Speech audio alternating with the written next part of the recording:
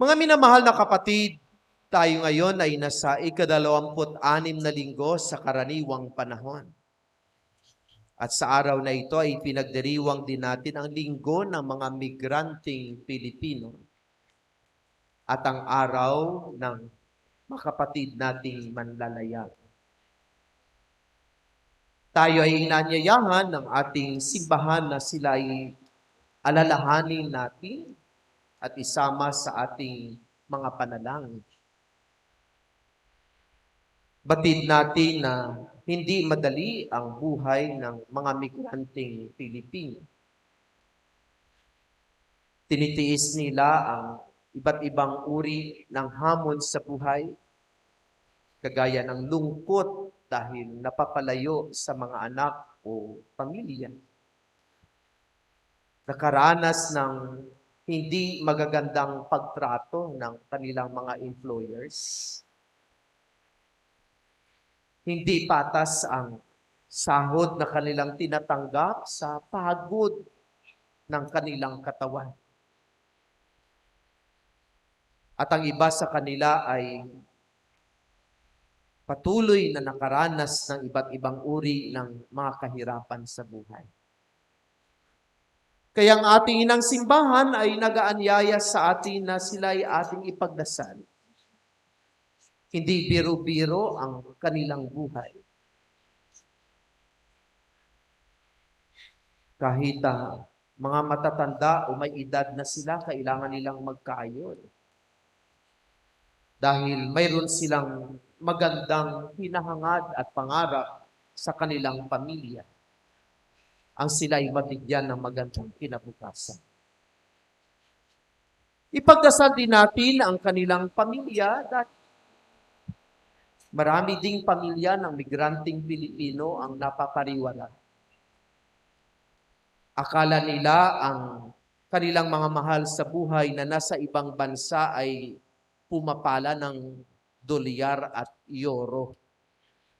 Hindi nila alam kung anong hirap ang dinadanas ng kanilang mamahal sa buhay para lang may ipadala para sa kanila. Nakakalungkot na may mga anak na hindi na naalaala kahit mag-good morning at mag-I love you sa mga magulang na nasa ibang bansa. Malimit pang nagtatampo kapag hindi ibinigay ang kanilang hinihingi at kahilingan. At alam din natin na maraming broken families because of migrants. Kaya very challenging ang kanilang buhay. Kaya karapat-dapat lamang na sa araw na ito ay isama natin sila sa ating mga panalangin.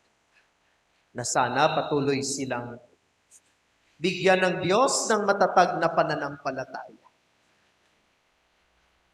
At sa gitna ng maraming hamon at mga pagsubok sa kanilang buhay, ay patuloy silang maging instrumento upang ipahayag ang kagandahang loob ng Diyos, ang mabuting balita bilang mga anak ng Panginoon.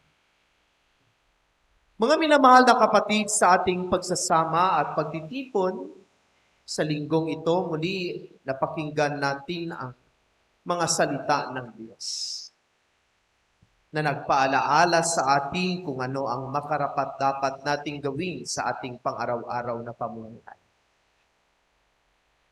Talagang kay ganda ng ating pananampalatayang Katoliko. Na tuwing araw ng linggo, napapakinggan natin ang Diyos na nagpaalaala sa atin, nagre-remind sa atin, nagtuturo sa atin kung ano ang mga dapat nating gawin. Ayaw kasi ng Diyos na tayo ay mapariwara sa ating buhay. Ayaw kasi ng Panginoon na tayo ay maligaw ng landas patungo sa kanyang kaluwalhatian. Kaya pabalik-balik, paulit-ulit siyang nagsasalita sa atin. At kung marunong lamang tayong makinig sa kanyang mga salita at ang mga napakinggang salita ng Diyos ay matuto lamang nating isabuhay ang mga ito, tiyak hindi tayo mapariwara, tiyak hindi tayo maliligaw ng landas. At sa araw na ito, mga napakagandang paalaala sa atin ng Panginoon. Lalong-lalo na sa ating ikalawang pagbasa. Pinaalalahanan tayo na ang lahat ng kasamaan ay hindi natin maitatago sa Diyos. Lalong-lalo na ang paggawa ng pang-aapi at pang-aabuso. At sabi nga ng ating ikalawang pagbasa, ang mga iyon ay mayroong kaakibat na kahatulan. Sa ating panahon, marami tayong makaranasan ng pang-aabuso at pang-aapi. Dulot ng pagkamakasarili, dulot ng iniisip ang sariling kapakanan at ang sariling kabutihan. At dahil mayroong hinahangad at ninanais, ginagawa ang kahit hindi magandang pamamaraan. Kahit ang mga ito ay nangdudulot ng pang-aapi at pang-aabuso, basta lamang makamtan ang hinahangad sa buhay. Lalo't lalo na ang mga material na bagay.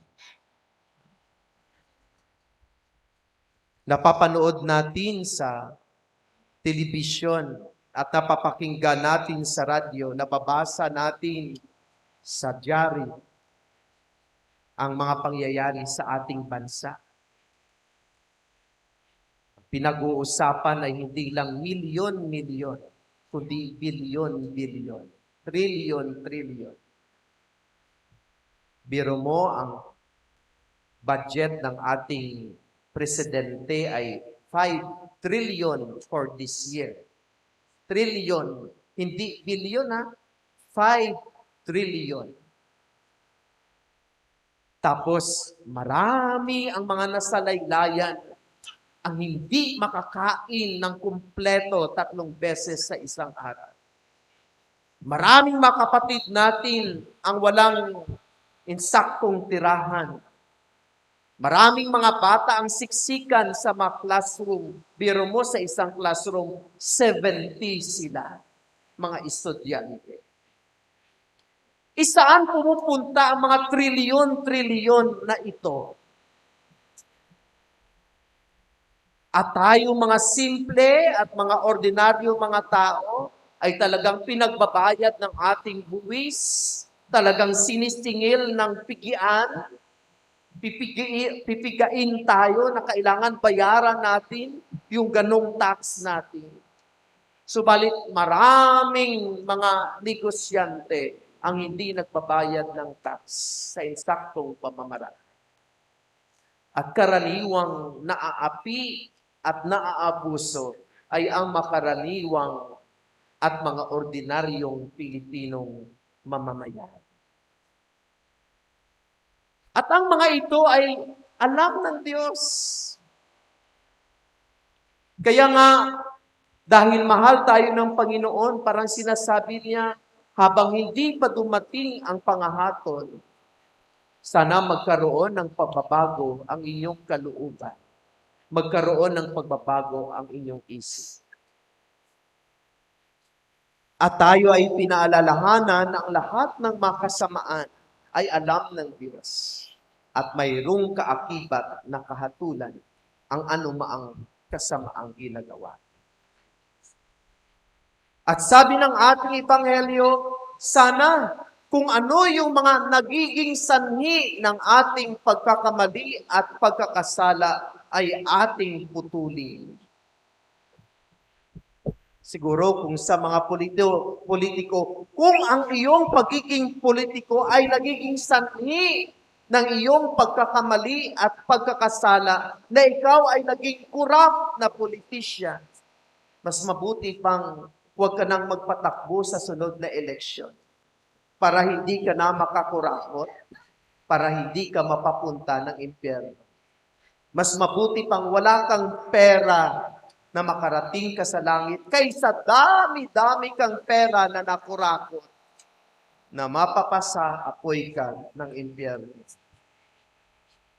Kaya parang sabi ng Panginoon, ang lahat ng sanhi ng ating pagkakamali at pagkakasala ay ating putulin, ay ating iwanan, ay ating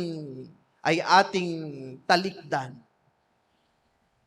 Dahil ang mga ito ay mayroong kaakibat na paghahatol sa ating buhay.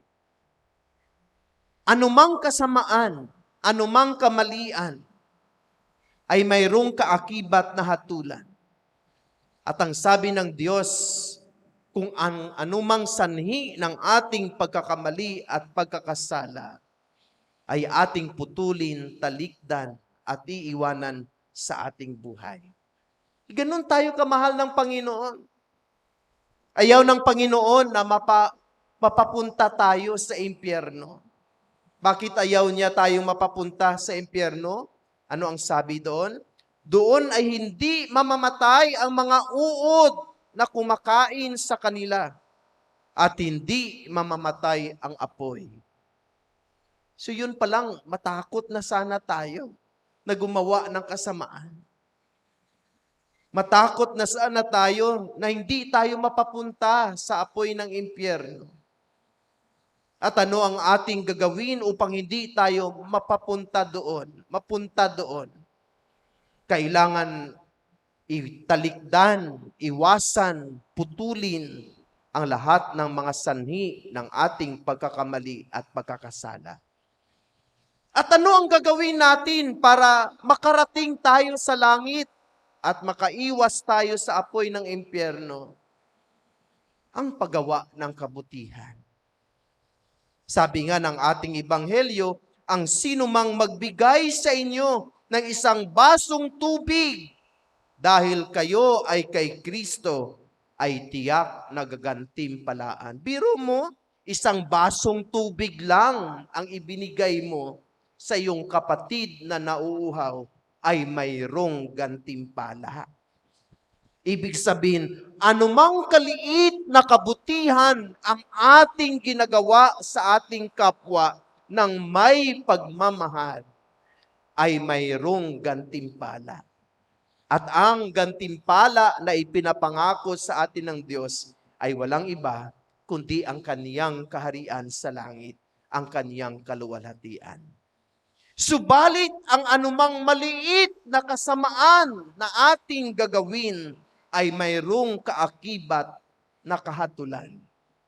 At ang hatol ay ang impyerno, na kung saan ang mga uod ay hindi namamatay at ang apoy ay hindi namamatay. Ganon din tayo kamahal ng Diyos. Hindi na tayo talaga pinipilit na kailangan mabuti ang gagawin mo. He gives us freedom. But in that freedom, He gives us a responsibility. Maging responsable tayo sa kalayaang pumili kung ano ang dapat nating gawin. Subalit sa bawat gagawin natin ay mayroong kaakibat na consequence.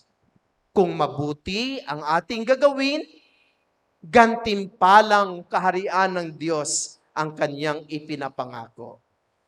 Subalit, kung gumawa tayo ng kasamaan na hindi natin maitatago sa ating Panginoon, ang consequence ay mapasaapoy tayo ng impyerno. Ngayon, magpili po tayo. Saan po natin gustong pumunta? Sa impyerno o sa langit? Kung gusto nating makarating sa langit, ano ang gagawin natin? Ang gumawa ng maraming kabutihan ng may pagmamahal, lalo't higit sa ating mga kapatid na nangailangan. Habang may panahon pa upang baguhin ang ating mga puso, putulin ang nag-aakay sa atin sa kasamaan. Iwasan ang nagiging sanhi ng ating pagkakamali at pagkakasala. Talikdan ang nag-aakay sa atin tungo sa kadiliman. Bagkus ang ating yakapin ay ang daan tungo sa liwanag, tungo sa kabutihan, tungo sa kaluwalhatian at kaharian ng Diyos. Amen.